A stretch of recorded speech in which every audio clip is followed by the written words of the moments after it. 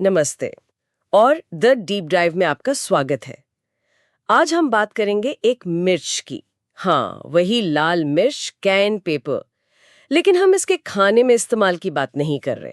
हम एक ऐसे नजरिए पर बात करेंगे जो इस तीखी मिर्च को एक एक पूरे इंसान के मिजाज से जोड़कर देखता है। बिल्कुल। आज हमारे पास कैप्सिकम नाम का एक दस्तावेज है और ये होम्योपैथी के नजरिए से बताता है कि कैसे एक पौधे को सिर्फ किसी एक बीमारी की दवा के तौर पर नहीं, बल्कि एक खास तरह के इंसान की पूरी तस्वीर को समझने के लिए इस्तेमाल किया जाता है। उसकी बनावट, उसकी आदतें, उसके डर, सब कुछ। और ये सारी जानकारी हमें capsicum.pdf से मिली है। तो हमारा मकसद है ये समझना कि इस दस्तावेज के हिसाब से ये कैप्सिकम शख्सियत आखिर है क्या। और सच कहूं तो ये थोड़ा हैरान करने वाला है कि किसी एक पौधे से किसी इंसान का इतना इतना गहरा मनोवैज्ञानिक और शारीरिक प्रोफाइल कैसे बनाया जा सकता है। चलिए इस दिलचस्प दुनिया में उतरकर देखते हैं। जरूर। तो सबसे पहले उस इंसान की बनावट पर आते हैं जिसका जिक्र ये दस्तावेज करता है। ये काफी साफ साफ बताया गया है। हल्के बाल, नीली आंखें और शरीर से देखने में तो मजबूत, थोड़ा भरा भरा सा, लेकिन स्वभाव से थोड़ा घबराया हुआ। हाँ, और यहाँ एक दिलचस्प विरोधाभास भी है। दस्तावेज कहता है कि ऐसे लोग हंसमुख होते हैं, महफिल की जान, लेकिन फिर अचानक छोटी छोटी बातों पर भड़क जाते हैं, गुस्सा हो जाते हैं। एक पल में मजाक मस्ती और दूसरे ही पल में चिड़चिड़ापन। बिल्कुल। ये कॉम्बिनेशन तो काफी लोगों में मिल सकता है। तो फिर वो क्या खास बात है जो इसे कैप्सिकम व्यक्तित्व बनाती है? यहाँ पर एक खास शब्द इस्तेमाल होता है, फ्लेगमैटिक डायथीसिस। फ्लेगमैटिक डायथीसिस, इसका मतलब? इसका आसान मतलब है एक ऐसी बनावट या प्रकृति जो थोड़ी सुस्त है। उस इंसान का इंजन थोड़ा धीरे चलता है। साथ ही रिएक्टिव फोर्स की कमी की बात भी है, जिसका मतलब है कि उनका शरीर या मन किसी भी चीज पर जल्दी या जोरदार प्रतिक्रिया नहीं देता। वो आसानी से थक जाते हैं। अच्छा, तो मतलब बाहर से मजबूत दिखने के बावजूद अंदरूनी तौर पर ऊर्जा की कमी है। बिल्कुल। और शायद इसीलिए दस्तावेज में आलस पर इतना जोर है। इंडोलेंट शब्द का इस्तेमाल हुआ है ना? और ये भी कि ये लोग किसी भी तरह की कसरत से बचते हैं, सोचते ही घबरा जाते हैं। बिल्कुल। ये एक तरह की, आप कह सकते हैं, शारीरिक और मानसिक जड़ता है। शरीर है, ताकत है, पर उसे इस्तेमाल करने की इच्छा नहीं है। और यही इस दस्तावेज के मुताबिक कैप्सिकम व्यक्तित्व का एक सेंट्रल पॉइंट है। ये जो सुस्ती और ऊर्जा की कमी वाली बात है, क्या ये सिर्फ बड़ों में ही दिखती है या दस्तावेज बच्चों के बारे में भी कुछ बताता है? बहुत अच्छा सवाल है। और हाँ, ये पैटर्न बचपन से ही दिखाई देता है। दस्तावेज बच्चों के लिए भी एक बहुत साफ प्रोफाइल देता है जो इसी सुस्ती वाली थीम से जुड़ा है। अच्छा, तो कैसे होते हैं ये बच्चे? दस्तावेज के मुताबिक ये वो बच्चे हैं जिन्हें खुली हवा में जाना पसंद नहीं, उन्हें हमेशा ठंड लगती रहती है। वो थोड़े जिद्दी, अनाड़ी और मोटे होते हैं। और सबसे अहम बात, वे कोई भी काम करने या कुछ नया सोचने से कतराते हैं। उनमें वो बच्चों वाली उत्सुकता या फुर्ती नहीं होती। यानी बड़ों में कसरत से बचना और बच्चों में काम या सोच से बचना, बात एक ही हुई, मेहनत से दूर भागना। ये तस्वीर तो काफी सुसंगत लग रही है। हाँ, ये एक ही धागे के दो सिरे हैं। जोड़ता की प्रवृत्ति जो बचपन से ही दिखनी शुरू हो जाती है। चलिए अब थोड़ा और गहरा उतारते हैं और भावनात्मक पहलू पर आते हैं। दस्तावेज में एक बहुत जानी पहचानी भावना का जिक्र है, होम सिकनेस, घर की याद। लेकिन यहाँ भी एक पेंच है। हाँ, ये कोई मामूली होम सिकनेस नहीं है। बिल्कुल, यही तो खास बात है। दस्तावेज कहता है कि ये होम सिकनेस उन लोगों में होती है जो आलसी और उदास रहते हैं, मगर इसके साथ दो बहुत अजीब शारीरिक लक्षण भी जुड़ जाते हैं। गालों का लाल हो जाना और नींद का उड़ जाना। मतलब कोई घर को याद करके दुखी है और उसके गाल टमाटर की तरह लाल हो रहे हैं और उसे नींद नहीं आ रही। ये तो बहुत ही अजीब तस्वीर है। और यहीं इस नजरिए की खासियत सामने आती है। यहाँ आपकी भावनाएं सिर्फ आपके मन में नहीं रहती, वे आपके शरीर पर खुद को लिख देती हैं। इस मामले में उदासी का मतलब सिर्फ एक एहसास नहीं है। उदासी का मतलब है लाल गाल और उड़ी हुई नींद। शरीर और मन एक ही कहानी कह रहे हैं, बस भाषा अलग है। दस्तावेज ये भी कहता है कि ऐसे इंसान को अकेला छोड़ दिए जाने की इच्छा होती है। वो बस लेटना और सोना चाहता है। लेकिन अभी हमने सुना कि उसे नींद नहीं आती। ये एक और विरोधाभास है। ये उस इंसान की अंदरूनी कश्मकश को दिखाता है। शरीर और मन बुरी तरह थके हुए हैं और आराम चाहते हैं, लेकिन कोई बेचैनी, शायद वही घर की याद या उदासी उन्हें शांत नहीं होने दे रही। वे आराम करना चाहते हैं पर कर नहीं पाते। ओके, अब उस हिस्से पर आते हैं जो इस पूरी बातचीत को इसके नाम से जोड़ता है, कैप्सिकम यानी केएन पेपर। तो क्या इसके लक्षण भी मिर्च जैसे ही होते हैं? बिल्कुल। दस्तावेज दो मुख्य संवेदनाओं पर जोर देता है, जलन और जकड़न। पहली है जलन और चुभन, ठीक वैसी ही जैसी मिर्च से होती है। लेकिन यहां एक बहुत जरूरी बात जोड़ी गई है। ये जलन गर्मी से कम नहीं होती। आमतौर पर किसी भी जलन या दर्द में गर्म सिकाई से आराम मिलता है, पर यहां ऐसा नहीं होता। ये तो बहुत खास बात है। और दूसरी संवेदना है जकड़न।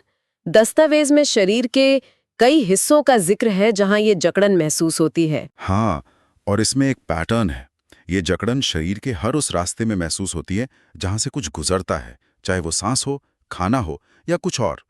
गला, नाक, छाती, मूत्राशय, मलाशय, ऐसा लगता है जैसे शरीर के सारे पाइप अंदर से सिकुड़ रहे हैं। दस्तावेज टॉन्सिलाइटिस का एक उदाहरण भी देता है, जहां गले में ठीक यही जलन, चुभन और जकड़न महसूस होती है, और ये दर्द निगलते समय और भी बढ़ जाता है। ये बारीकी बहुत मायने रखती है। ये सिर्फ गले का दर्द नहीं है, ये एक जलन वाला, चुभने वाला, जकड़न वाला दर्द है। लक्षणों की यही प्रिसिशन, यही सटीकता इस नजरिए का आधार है। इस दस्तावेज की सबसे यादगार बातें शायद इसके कुछ बेहद अजीब और अनोखे लक्षण हैं। ऐसी चीजें जो सुनकर दिमाग में अटक जाती हैं। हाँ, वे काफी अनोखे हैं। जैसे कि कान के पीछे की हड्डी, जिसे मैस्टॉइड कहते हैं, वहां एक बहुत दर्दनाक सूजन आ जाती है और वो जगह छूने पर बर्दाश्त के बाहर होती है। और पाचन से जुड़ा एक लक्षण तो बहुत ही अजीब है। दस्तावेज कहता है, हर बार मल त्याग के बाद प्यास लगती है और हर घूंट पानी पीने के बाद कंपकपी छूटती है। पानी पीने पर कंपकपी होना, मैंने तो ऐसा कभी नहीं सुना। ये तो किसी फिल्म के सीन जैसा लगता है। ये एक क्लासिक उदाहरण है कि कैसे दो बिल्कुल अलग-अलग लगने वाली क्रियाओं को एक साथ जोड़ा जाता है। प्यास और कंपकपी का ये क्रम बहुत ही अनूठा लक्षण है। एक और लक्षण है जो शरीर और मन के सीधे कनेक्शन को दिखाता है। जैसे जैसे शरीर की ठंडक बढ़ती है, वैसे वैसे चिड़चिड़ापन भी बढ़ता है। मतलब जितना ज्यादा ठंड लगेगी उतना ज्यादा गुस्सा आएगा। हाँ, ये दिखाता है कि इस दृष्टिकोण में शारीरिक एहसास और भावना को अलग करके नहीं देखा जाता। वे एक ही अनुभव के दो पहलू हैं। शरीर ठंडा हो रहा है और मन गर्म हो रहा है। और अब आते हैं खांसी पर, जिसका वर्णन भी बहुत नाटकीय है। कहा गया है कि ये घबराहट वाली, ऐंठन वाली खांसी है और खांसते वक्त ऐसा लगता है कि सिर टुकड़ों में फट जाएगा। ये कोई मामूली खांसी नहीं है, बहुत जोरदार और परेशान करने वाली है। लेकिन इसका सबसे अजीब लक्षण तो कुछ और ही है। हाँ, और ये शायद पूरे दस्तावेज की सबसे अजीब बात है।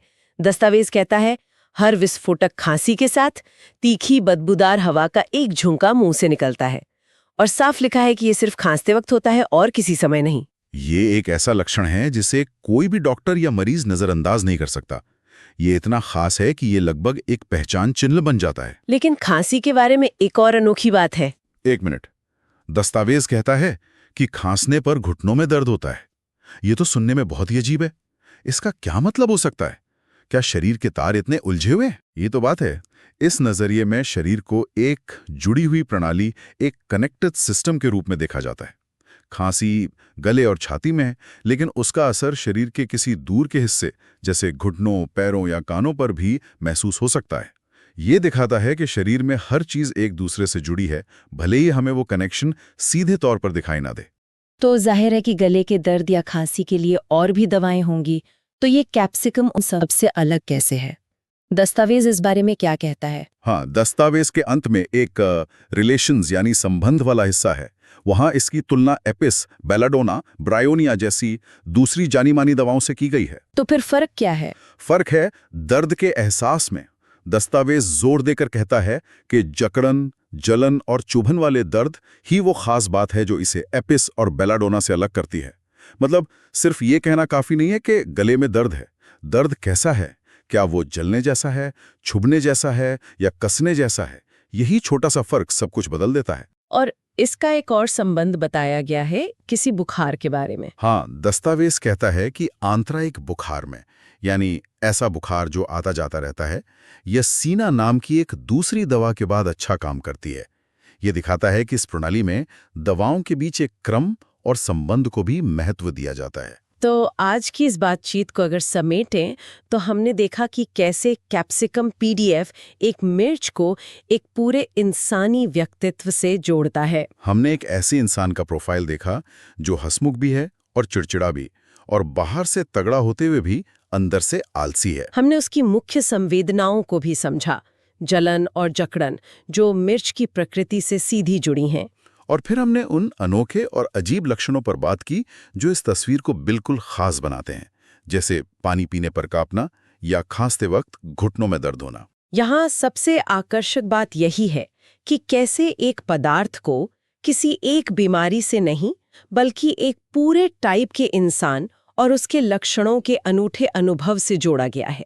ये दवा को बीमारी से नहीं, बल्कि बीमार व्यक्ति की पूरी कहानी से जोड़ता है। बिल्कुल, और ये हमें एक बहुत गहरे सवाल पर लाकर छोड़ता है। किसी इंसान की हालत का ये इतना बारीक, लगभग कहानी जैसा ब्यौरा एक जरूरी सवाल खड़ा करता है। इतने छोटे, खास और जो देखने में एक दूसरे से जुड़े हुए नहीं लगते, ऐसे लक्षणों को देखकर एक इलाज का ढांचा कैसे बनता है? ये हमें सोचने पर मजबूर करता है कि हमारी शारीरिक संवेदनाओं, हमारी भावनात्मक हालत और यहाँ तक कि हमारे मूल स्वभाव के बीच कितना गहरा और अनदेखा रिश्ता हो सकता है।